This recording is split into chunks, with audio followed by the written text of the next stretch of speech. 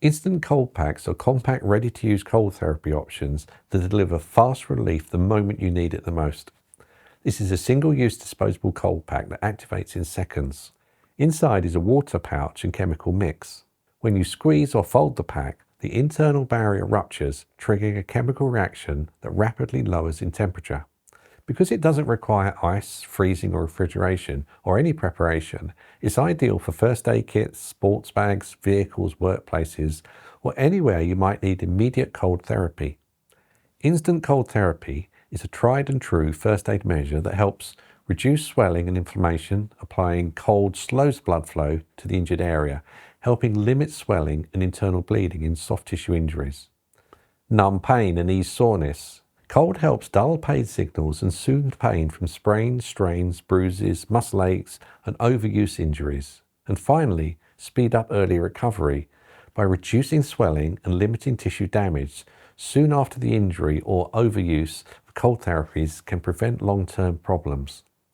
Because the instant cold pack is portable and activates in seconds, it's especially useful for sports injuries, sprains, strains, bruises, and impact injuries, workplace bumps, knocks, or minor accidents, outdoor activities like hiking, gardening, and DIY, and finally travel or remote situations where ice or refrigeration isn't available. To use the pack safely and effectively, first activate it by squeezing or folding it sharply to break the internal pouch, and then gently shake it to mix the contents. Apply to the affected area. Cold packs are most effective when placed over the injury or over the sore muscle.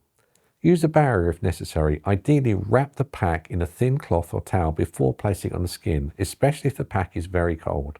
This helps prevent skin irritation or frost-type damage. Limit the duration for about 15 to 20 minutes of time.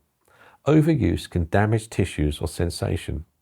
As the pack is single use only, once used, dispose of it.